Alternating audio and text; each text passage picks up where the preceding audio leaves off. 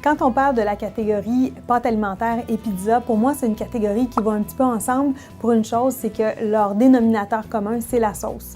La sauce, ici, peut être donc sur une base de tomate, elle peut être aussi sur une base de béchamel. Quand on est sur une base de tomate, on va opter donc pour des vins rouges qui ont cette acidité-là naturelle que la tomate offre. Et pour moi, un des cépages qui fonctionne le mieux, c'est le Sangiovese. Le Sangiovese, c'est le grand cépage de l'Italie, de la Toscane particulièrement. Il se cache derrière les appellations Chianti ou Brunello di Montalcino et ce seront des accords qui vont être régionaux et qui vont être intéressants. Et vous allez voir, on ne se trompe pas avec un Chianti et une pizza.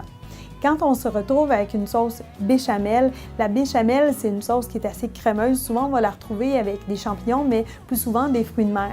Et quand moi, je pense à fruits de mer et je pense à Italie, je pense à la Vénétie, donc le pays de Roméo et Juliette, et je pense surtout à l'appellation Soave ou le Garganega, ce grand cépage qui se cache derrière l'appellation. C'est un cépage qui a de la texture, qui n'a pas de lourdeur, qui est assez délicat pour supporter les fruits de mer et qui va avoir suffisamment de texture pour s'amuser avec la béchamel.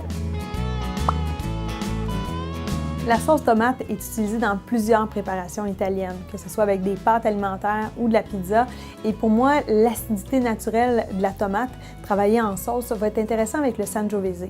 Le Sangiovese, on le retrouve un peu partout en Toscane et un peu partout aussi en Italie, mais je dirais qu'il a vraiment trouvé son terroir d'élection du côté de la Toscane. Et ici, je vous en propose un que j'aime particulièrement, ça s'appelle le Chianti Colli Senesi. Colli Senesi, c'est une petite région plus précise à l'intérieur du Chianti. Et je vous propose de découvrir la Fattoria Carpinetta Fontalpino. C'est Gioia Cristi, une grande fan du monde du vin, qui est derrière ce domaine-là. Elle travaille son Sangiovese à 100% de façon traditionnelle, ses belles notes de mocha, de prune, de noyaux de cerise. Et cette belle acidité-là va être un magnifique rappel à la sauce tomate.